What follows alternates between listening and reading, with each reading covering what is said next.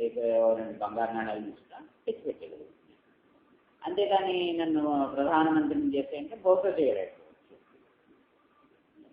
ఇటువంటి చిన్న చిన్న పనులేవో తన శక్తి మేరకు ఉండేటువంటివి చేసుకుంటుంది. ఈ స్థాయిలో ఉండేటువంటి దేవతలు ఉంటారు. ఇంకా కొంతమంది దేవతలు ఉంటారు. ఇప్పుడు ఈ ఇంద్రుడు వరుణుడు అగ్ని ఇటువంటి వాళ్ళు ఇంకొంచెం ఎక్కువ చేయగలుగుతారు. ఇలాగా దేవతాలోకాల్లో కూడా ఆయా పనులు చేయగలిగినటువంటి శక్తులు కలిగినటువంటి దేవతలు ఉంటారు. వాళ్ళని ఉపాసిస్తే ఆయా పనులు మనకి అవుతుంటాయి. ఇవన్నీ ఫలితాన్ని తెలుస్తూ ఉంటాయి.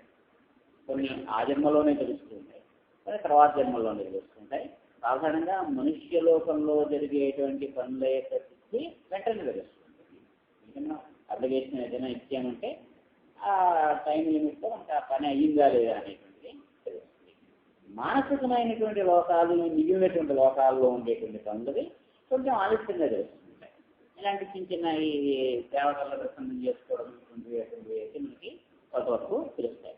ఇంకా పైన ఉండేటువంటి స్థాయిలో ఉండేటువంటివి అయితే అంత వెంటనే తెలియదు. దాని కోరుకున్నాం ఆయన జీవిస్తాడా లేదా అనేటువంటిది తెలియదు.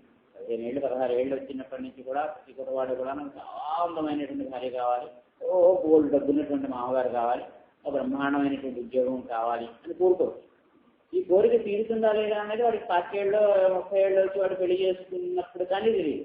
ఈ 15 ఏళ్ల పాటు వీడు చేసినటువంటి పూజలు, నాకు అందమైనటువంటి భార్య కావాలి, డబ్బున్నటువంటి మామగారు కావాలి అని చెప్పి కోరుకున్నటువంటి కోరికల యొక్క ఫలితం అంతా కూడా తీరిందా లేదా అనేటువంటి తెలియాలి అంటే ఒక 10 ఏళ్ళు 15 ఏళ్ళు వాడు ఎదురు చూడాలి. ఎందుకంటే అప్పుడు కానీ వాడికి పెళ్లి చేసుకునేటువంటి వయస్సు రాదు, అప్పుడు కానీ వాడికి ఆ ప్రయత్నాలు ఉండవు. కానీ వాడి కోరిక ఇప్పటి నుంచి ప్రారంభమైంది. 12 ఏళ్ళ వయసులో 13 ఏళ్ళ వయసు నుంచి వాడికి ఆ కోరిక ఉండాలి. అలాగే నేను ఫలానాది అవ్వాలి, ఐఏఎస్ అవ్వాలి, ఐపీఎస్ అవ్వాలి అనేటువంటి కోరికలు కూడా వాటి యొక్క బీజాలు చిన్నతనంలోనే బట్టి దానికోసం వాటి ప్రయత్నాలు అవి చేయొచ్చు. అది అవుతుందా లేదా అనేటువంటిది వాటి 20 ఏళ్ళు 22 ఏళ్ళు వస్తే కానీ మనకి తెలియదు. అంటే కొన్ని పనుల యొక్క ఫలితములు వెంటనే మనకి కనిపించకపోవచ్చు. ఈవెన్ అంటే మనకు మనుష్య రూపంలో కూడా ఈ పని యొక్క ఫలితం మనం చేస్తున్నటువంటిది ఇది ఫలితాన్ని ఇస్తుందా లేదా అంటే వెంటనే మనకి తెలియకపోవచ్చు. దానికి కొంత సమయం పడుతుంది. అలాగే మానసికమైనటువంటి మిగిలినటువంటి లోకాల్లో ఉండేటువంటి పనులకు కూడా కొన్ని ఆ జన్మలో తీరేటువంటివి ఉంటాయి, కొన్ని ఆ జన్మలో తీరడానికి కుదరనటువంటి ఉంటాయి.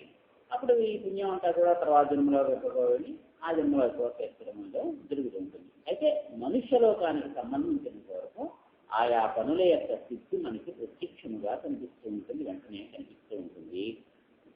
చెప్తూ చాతుర్వర్ణ్యం మయా సృష్టం గుణకర్మ విభాగశః సత్యకర్తారమపి మాం విచ్చకర్తారమవ్యయం.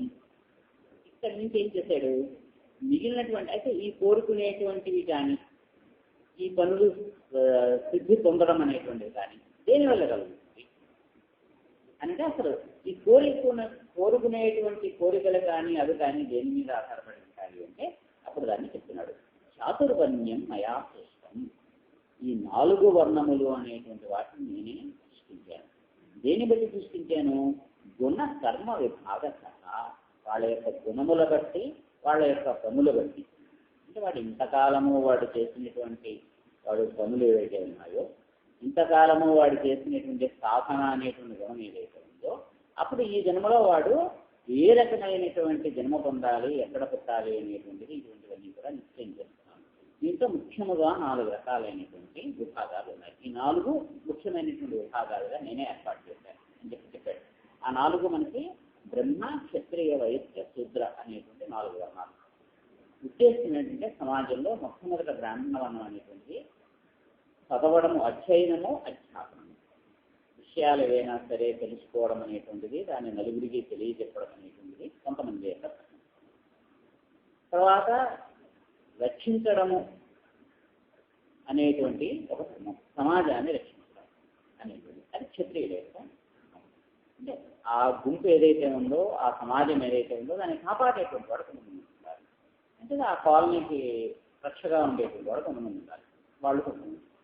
తర్వాత వ్యాపారం, మనకి ఇక్కడ దొరుకుతున్నటువంటి వస్తువులు ఏంటి, మనకు కావాల్సినటువంటి వస్తువులు ఏమిటి, ఇవి ఎక్కడ దొరుకుతాయి, అక్కడి నుంచి ఇక్కడ తీసుకొచ్చి ఈ పాడి పంట ఇటువంటివి ఇవన్నీ కూడా అంటే సమాజానికి అవసరమైనటువంటి ఆహారానికి కానీ మిగిలినటువంటి వాటికి కానీ అవసరమైనటువంటి వస్తువులని నిరంతరముగా మనకి సరఫరా చేయడం అనేది అదొక పద్ధతి. ఇక మిగిలినటువంటి మన అవసరములకు కావలసినటువంటి వస్తువులన్నింటినీ కూడా కాయకష్టంతో సమకూర్చుకోవడము, తను కావాల్సినటువంటి సామగ్రి అంతా కాయకష్టంతో, అంటే బట్టలు నేయడం, ఈ కుండలు మొదలైనటువంటి తయారు చేయడం, ఇవన్నీ అంటే ఈ 4 పనులు నలుగురు చక్కబెడుతూ ఉండాలి. ఎక్కువగా కొంతమంది విషయ పరిగ్రహణము అనేటువంటి ఉండాలి, తెలుసుకుంటూ ఉండాలి. కొంతమంది కాపలా ఉంటూ ఉండాలి. కొంతమంది మనకి అవసరమైనటువంటి వస్తువులు అవి ఏమిటి ఉన్నాయి అనేటువంటివి చూసుకుంటూ ఉండాలి. కొంతమంది దానికి కావాల్సినటువంటి ఏర్పాట్లు మనకి చేసుకుంటుండాలి. ఈ 4 వర్ణాలలోకి నేను ఏం చేస్తుంటాను, వీడి ఇంతకు పూర్వము చేసినటువంటి పనుల మీద, వీడికి ఉన్నటువంటి సాధనలో ఉండేటువంటి గుణముల మీద వాడి కర్మ బట్టి కూడా నేను తీసుకొచ్చుకుంటాను. అంటే వాడికి ఇంత ముందంతా కూడా చాలా చక్కగా చదువుకున్నటువంటి వాడు ఇది ఉండొచ్చు. కానీ వాడి కర్మవశాన వాడు క్షత్రియ కుటుంబంలోనే, వైశ్య కుటుంబంలోనూ, శుద్ర కుటుంబంలోనే ఉండవచ్చు. అంటే వాడు చేసినటువంటి పనులు, వాడు చెల్లించుకోవాల్సినటువంటి, విముక్తవలసినటువంటి రుణము కారణముగా వాడికి చేసినటువంటి సాధన ఎంతున్నా సరే వాడు ఈసారి వాడు పుట్టేటువంటిది ఒక వర్ణంలో పుట్టాడు. కానీ వాడి ధర్మం అంతా కూడా బ్రాహ్మణ ధర్మం. అలాగే వాడు చేసినటువంటి పుణ్యము వలన, దేని వలన వాడు ఉండేటువంటి దానికంట ఇంకొక వర్ణంలో పుడతాడు. అంటే క్షత్రియ వర్ణంలో పుట్టి కూడా నాకు ఇలాంటి పనులకు నేను కత్తి పట్టుకోను. బుద్ధుడు క్షత్రియుడిగా జన్మించాడు కానీ నేను కత్తి పట్టుకోను అన్నాడు, విడిపోయాడు. ఒక ధర్మరాజు లాంటి వాడు నిజానికి క్షత్రియుడిగా జన్మించాడు, నేను చేశాడు కానీ చాలా అనిష్టంగా చేశాడు. నిజానికి ఆయన బ్రాహ్మణుడు లాంటి వాడు ఆయన. అంతేనా ఈ రకమైనటువంటి వ్యత్యాసం మనకు కనిపిస్తుంది. అంటే ఒక ధర్మంతో జీవిస్తున్నటువంటి వాడు, ఒక ధర్మరాజు లాంటి వాడు, ఒక బుద్ధుడు లాంటి వాడు, ఒక బ్రాహ్మణుడిగా జన్మించవలసినటువంటి వాడు వచ్చి క్షత్రియుడిగా ఉంటాడు. ఒక పరశురాముడిలాగా కోపంతో ఉండేటువంటి వాడు, అలాంటి వాడు ఆయన బ్రాహ్మణ జాతిలో పుట్టాడు, ఆయన క్షత్రియ జాతిలో పుట్టిన సరిపోయింది ఆయనకి దక్కగా.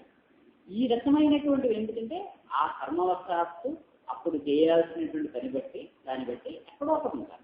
అంటే జన్మ అనేటువంటి దానికి ఆయన ప్రాముఖ్యం ఇవ్వలేదు.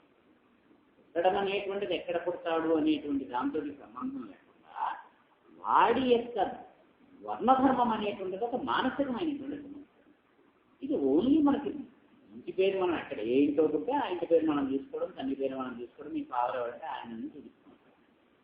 మనకి గురువునే మనం ఫాదర్గా మనం చెప్పాలి. నిజానికి మన తల్లిదండ్రుల కంటే కూడా మన గురువు గొప్పవాడై ఉండొచ్చు. మనం అసలు లేదు, మనం అసలు కొంతమంది ఉంటాం, వాడు పుట్టింది ఎక్కడైనా సరే పెరిగిందంతా పక్కింట్లోనే తిరుగుతారు. వాడు చిన్నప్పటి నుంచి అసలు తిండి నిద్ర అన్నీ కూడా అక్కడే చేస్తారు. అంటే అంత కలిసిపోయింది. అంత మాత్రం చేత ఆయన్ని తండ్రి అని చెప్పి తీసుకోలేడు కదా, ఆవిడ తల్లి అని చెప్పి తీసుకోలేడు. పేరు మనం రాసేటప్పుడు అప్లికేషన్ వీళ్ళ పేర్లే రాయాలి. కానీ నిజంగా వీడు బాగోగులు చూస్తుంది అవన్నీ ఆయనే ఉండదు. ఏదో ఒక అనుబంధం వాళ్ళ వల్ల అది చాలా మంచిదే అయి ఉండొచ్చు. వీళ్ళు కూడా వీళ్ళు ఏదో ఉద్యోగాలు గడిపోతూ ఉండొచ్చు, వాళ్ళు ఖాళీగా ఉన్నారు, వాళ్ళ ఇంట్లో పెరిగారు, చక్కగా వాళ్ళు కలిసే ఉండొచ్చు. అంతేగా ఈ రకంగా మనం భౌతిక దృష్టితో మనం చూసేటువంటి అనుబంధములు కానీ వాటి యొక్క కారణములు కానీ వేరు. వాడు ఎక్కడ పుట్టాడు, ఎక్కడ పెరిగాడు అనేటువంటి దాంతో సంబంధం లేకుండా మానసికమైనటువంటి వాడి యొక్క వర్ణక్రమం అనేటువంటి అదే ఎక్కువ పనిచేస్తుంది. లేకపోతే ఈ భౌతికమైనటువంటి ధర్మాలతో ఉండేటువంటి దాని యొక్క ఫలితం వల్ల దాని యొక్క కర్మ ఏదైతే ఉంటుందో అది నెరవేర్చుకోవడం కోసం చేస్తుంటాడు. అనుకుంటే ఆ డాక్టర్ దానికి కొడుకో కూతురుకో ఎలాగైనా సరే 20 లక్షలు 30 లక్షలు 40 లక్షలు వచ్చి జరిపించాలి. ఇంత ప్రాక్టీస్ నాకు ఉంది కదా, ఏం చేస్తాం చిన్నప్పటి నుంచి ఇండైరెక్ట్గా వాడికి నువ్వు డాక్టర్ అయితే ప్రాక్టీస్ అంతా నేను జరుగులో పెడతాను అంటే మా నాన్న డాక్టర్ కదా, నేను డాక్టర్ అవ్వాలేమో అని చెప్పి వాళ్ళు డాక్టర్లు అవ్వచ్చు. కానీ వాడికి డాక్టర్గా అవ్వాలి అనేటువంటి ఆసక్తి ఉండకపోవచ్చు.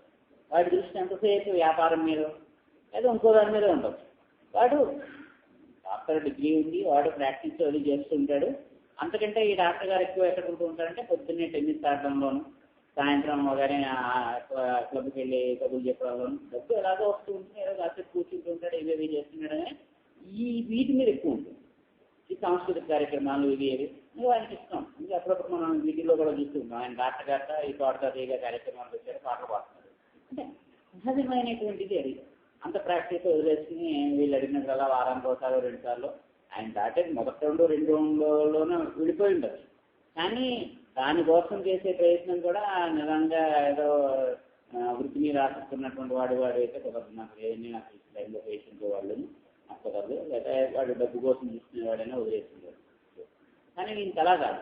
ఇది చేసి ఆ పుల్లు ఉంది కాబట్టి, ఆకర్షణ ఉంది కాబట్టి ఆ ప్రాక్టీస్ అది వదిలేసుకుని అంటే ఎక్కడ మనం పుట్టాము, ఏం చేస్తున్నాము అనేటువంటిది కాకుండా మన ధర్మము అనేటువంటిది ఒకటి మానసికంగా ఉంది. అది రకరకాలుగా ఉంటుంది. అందుకని చెప్తున్నాడు, మనం చేసేటువంటి పనులు ఏవైనా సరే తర్వాత జన్మలో మనం పుట్టేటువంటి పుట్టుక అనేటువంటిది మనం చేసిన కర్మ బట్టే ఆధారపడి ఉంటుంది. మనం ఎవరికి ఎక్కువ బాధ ఉంటే ఇప్పుడు రేపొద్దున ఈ సీక్వెన్స్ వాళ్ళు కూడా ఏం చేస్తుంటారు, బోర్డు విప్పేశారు, ఈ బాధ్యతలంలో పోలీస్ స్టేషన్కి వెళ్ళి రిపోర్ట్ చేస్తారు. వీళ్ళేమో త్వర మీద రాస్తుంటాడు ఎవడెవడికంటే వారి. రేపు వచ్చిన వాడు డబ్బులు ఇవ్వాల్సి వచ్చినప్పుడు ఫస్ట్ ఏం చేస్తారు, ఎక్కువ బాకీ ఉన్నటువంటి వాడు ఎవడో చూసి వాడికి ఎంతో అంత ముందు చెల్లించారు. నాకు 10 రూపాయల బాకీ అంటే ముందు 10 రూపాయల బాకీ చేస్తున్నాను కాదు, ఈ 10 రూపాయలు చూపిస్తున్నాను అలా ఉండు. వాడు లక్షల్లో పోగొట్టుకున్నాడు. ఆ ₹1,00,000 వాడికి 1000 రూపాయలైనా ముందు ఇస్తాడు, 10 రూపాయల వాడికి ఇవ్వకపోయినా పర్వాలేదు. అలాగే ఒక్కొక్కసారి మనం తెలియకుండా మనం ఒక చోట మనం ఎక్కువ బాకీ పెడతాం. ఆ బాకీ తెచ్చడం కోసం మనం తీసుకెళ్ళి ఏం చేస్తారు, అక్కడ మనని జన్మింపజేస్తారు. అది మన మానసికమైనటువంటి ధర్మానికి అది తగినటువంటిది కాకపోయింది.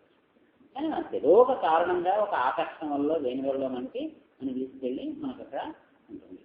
ఆ జన్మలో ఆ ఆకర్షణ మనం తీర్చేస్తుంది. ఆ తీర్చేసుకోవడం అనేటువంటిది అయిపోయింది అంటే ఆ తర్వాత మళ్ళీ మనం అనిపిస్తుంది. ఇదే చాలా కొత్తగా నిజానికి ఆ బాబా సినిమాలో రజనీకాంత్ చూపించడానికి ప్రయత్నం చేశాడు. ఇంకా తెలియకుండా మనలో ఏమిటంటుందంటే కొన్ని వ్యామోహాలు ఉంటుంది. అది అక్కడ పూర్తయ్యే వరకు మనకు ఆ నష్టత కలదు. ఆ ఎన్ని జన్మలైనా అక్కడికి వచ్చి అది బ్రేక్ పడుతూ ఉంటుంది.